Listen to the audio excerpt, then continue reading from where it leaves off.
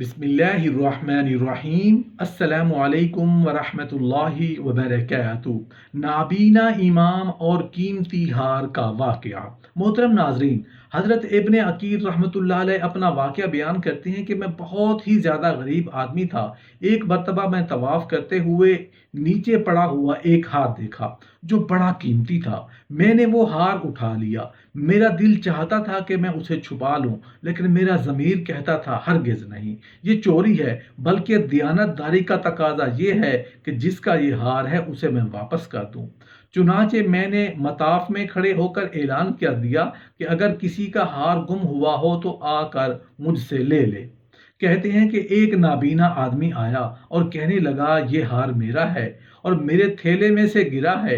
मेरे नफ्स ने मुझे और भी मलामत की कि हार तो था भी नाबीना का, उसका किसी को क्या पता चलता। छुपाने का अच्छा मौका था, मगर मैंने वो हार उसे दे दिया। नाबीना ने दुआ दी और चला गया। कहते हैं कि मैं दुआएं भी मांगता था कि अल्लाह मेरे लिए कोई रिज़्क का बंदोबस्त फरमा दे। अल्लाह की शान देखे कि मैं वहां से एक बस्ती में आ गया। वहां की एक मस्जिद में गया तो पता चला कि चंद दिन पहले इमाम साहब फौत हो गए। लोगों ने मुझे कहा कि नमाज पढ़ा दो। जब मैंने नमाज पढ़ाई तो उन्हें मेरा नमाज पढ़ाना अच्छा लगा। वो कहने लगे, तुम यहाँ इमाम क्यों नहीं बन जाते? मैंने कहा, बहुत अच्छा।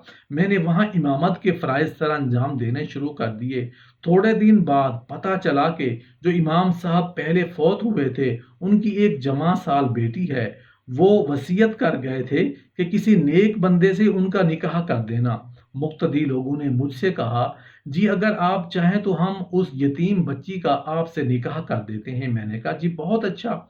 चुनाचे उन्होंने उसके साथ मेरा निकाह कर दिया। शादी के कुछ अरसे के बाद मैंने अपनी बीवी को देखा कि उसके गले में वही हार था जो मैंने तवाफ के दौरान एक नाबीना आदमी को लौटाया था। उसे देखकर मैं हैरान रह गया। मैंने पूछा, ये हार किसका है? उसने कहा, ये मेरे अब्बू ने मुझे दिया था। मैंने कहा, आपके अब्बू कौन थे? उसने कहा कि वो आलिम थे, उस मस्जिद में इमाम थे और नाबीना थे। तब मुझे पता चला कि उसके अब्बू वही थे जिनको मैंने वो हार वापस किया था। मैंने उसको बताया कि ये हार तो मैंने उनको उठा कर दिया था।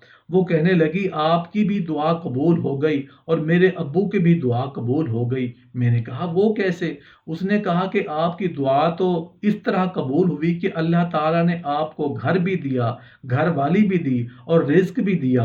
और मेरे अब्बू की दुआ इस तरह कबूल हुई कि जब वो हार लेकर वापस आए तो वो दुआ मांगते थे कि ऐ अल्लाह, एक अमीन दयानतदार शख्स ने मेरा हार मुझे लौटाया है। ऐ अल्लाह, ऐसा ही अमीन शख्स मेरी बेटी के लिए खामंद के तौर पर अता फरमा दें। अल्लाह ने मेरे बाप की दुआ कबूल कर ली और आपको मेरा खामंद बना दिया।